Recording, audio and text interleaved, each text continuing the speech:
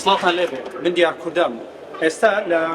ژووری کۆبنەوەی لیژنەی پەیوەندیەکانی دەرەوەی ئەمریکا لە کۆنگرێسی ئەمریکا دێمە دەرەوە کە کۆبنەوەیکی تایبەتە بوو لەم ژوورە و زۆربەی ئەندامانی کۆنگرێسەوان لە لیژنەی پەیوەندیەکانی دەرەوەن واتای ئەوانەی سزا بەسەر وڵاتانە سەپێن پەیوەندی ئەمریکا لەگەڵ وڵاتان ڕێکەخەن یاساکانی تایبەت بە پەیوەندیەکانی دەرەوەی ئەمریکا ڕێکخەن و سزا لەسەر وڵاتان لابن لێرەن من ئەمڕۆ هاتووم بۆ ئەوەی بتوانم قسە لەگەڵ ئەندامانی ئەو لیژنەیە بکەم بە تایبەتی دوو کەس یەکێکیان برایان ماست کە سەرۆکی لیژنەکەی و کۆماریە و نزیکە لە دۆناڵد ترامپ ئەوەی دیکەشیان میکس کۆنگرێسمان میکس کە ئەویش سەرۆکی کەمینەی دیموکراتەکانە کە ئەبێتە جێگر یاخوڵێن ئەندامی باڵای لیژنەی پەیوەندیەکانی دەرەوە دەمێ بزانم لەسەر ڕووداوەکەی حەلەب چیە زانن چۆن چاودێریەکەن و ئایا قسەیان لەگەڵ بە پسانی ڕۆژاوای کوردستان بە تایبەتی ژەنەڕاڵ مەسڵوم عەبدی کردووە یان نا چاوتان لەسەر ڕووداو بێت زانیاریەکانتان پێ دەکەن کاردانەوە چییە لەسەر هێرشی سەرهێزە کوردیەکان لە حەلەب درفتا من چێبوو و ئەز لەگەل جەنەرال مەزلوم و کەسێندن باخدم ئەف تشتەکە و دەولەتێن یەکبوویەن ئەمریکای گرنگیە دەدێ چ کورد بن عەلەوی بن دورزی بن یان هەر کەسێکی دن لەوێ دەرێبە ئەم دخوازن سووریایەکێ ببینن و دەرفەتەکێ چێ بکە بەڕۆڤاژی تشتێک و دەسەردەما بەشار ئەسەددا هەبوو ئەم دخوازن دەرفەتێش بۆ هەموو خەلکێ لەوێ دەرێ ببینن و ئەفجی تشتەکە و مەژبوو وێ کارکریە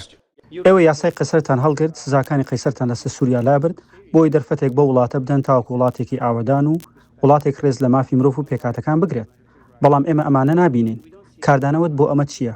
داواکاریت لە حکوومەتی نوێی سووریا چییە ji bo pişrasbûna jiwêyekê ku rêzê li mafên hemû Sûriyeyan kêmneteweyan û kesên din digirin ji ber wê min di daxuyaniyê de got ez pir ji nêzik ve çavdêriyê dikim da ku peyama min bigihewan û em peywendiyê bi kesên din re jî dikin ku behsa wê dikin ku divê çavdêrî were kirin eger na dê derencamên wê hebin ئەی کاردانەوە چییە بۆ هێرشەکەی سەرهێزە کوردیەکان کە لەگەڵ ئێوە شەڕی داعشیان کرد ئەو هێرشە لەلایەن سوپای عەرەبی سووری کراوە Dîsa karvedana min ev e ku divê hemû kesên li Sûriyê kêmnetewe Kurd hemû bibin beşek ji wî welatî ew tiştek ku em lê dinêrin ew tiştek ku em çavdêrî dikin em wê peyama bihêz dişînin ji ber ku çiqas bi hêsanî tu tiştekî radikî tu dikarî bi heman hêsaniyê wî vegerînî jî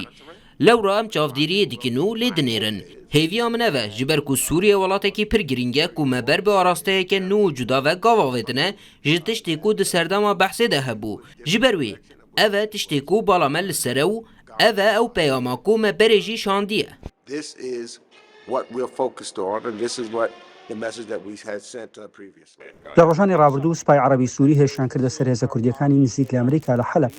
ئەوان پێشەرکاریان دژی کەمینەکان و مافی پێکاتەکان کرد کاردانەوت بۆ ئەوە چییە چ پەیامێکت بۆ حکوومەتی نوێی سووریا هەیە